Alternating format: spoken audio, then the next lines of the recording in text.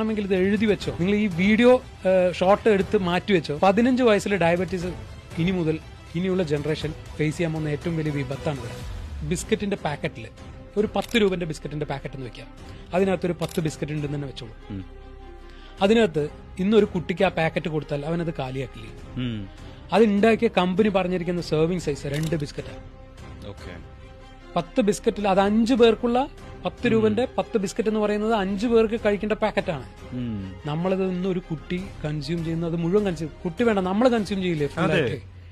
അവര് അഡൽട്സിനാണ് പറയുന്നത് 2 serving size 2 പറഞ്ഞിരിക്കുന്നത്. പക്ഷെ ഇതെല്ലാം നമ്മൾ ഓവർലോഡ് അല്ലേ കഴിച്ചുകൊണ്ടിരിക്കുന്നത്. നമ്മളും കഴിച്ചത് ഓവർലോഡ് ആയിരുന്നു. അതെ, നമുക്കതിനെ പറ്റി അറിയില്ലായിരുന്നു. ബിസ്ക്കറ്റ് കഴിച്ചു കഴിഞ്ഞാൽ അവൻ അത് കഴിഞ്ഞ് ഒരു സോഫ്റ്റ് ഡ്രിങ്ക്സ് കുടിക്കും, അവനത് കഴിഞ്ഞ് ഒരു ചിപ്സ് കഴിക്കും, ചോക്ലേറ്റ് കഴിക്കും, കേക്ക് കഴിക്കും. എത്രത്തോളം ഷുഗറായി ആ ഒരു ദിവസം കഴിക്കുന്ന കൺസ്യൂം ചെയ്യുന്നത്. പറയുമ്പോ ഞാൻ ബിസ്ക്കറ്റ് ഒന്നല്ല ഇത്രയല്ലേ കഴിച്ചുള്ളൂ. കഴിക്കുന്ന ഫുഡ് മാത്രം അവർ നോക്കുന്നുള്ളൂ, എത്ര കാറ്റഗറി ഉണ്ടെന്ന് നോക്കുന്നില്ല. അപ്പൊ അത്രയധികം ഷുഗർ. നിങ്ങൾ വേണമെങ്കിൽ ഇത് എഴുതി വെച്ചോ, നിങ്ങൾ ഈ വീഡിയോ ഷോർട്ട് എടുത്ത് മാറ്റി വെച്ചോ. 15 വയസ്സിൽ ഡയബറ്റീസ് ഇനി മുതൽ ഇനിയുള്ള ജനറേഷൻ ഫേസ് ചെയ്യാൻ പോകുന്ന ഏറ്റവും വലിയ വിപത്താണ് ഇവിടെ.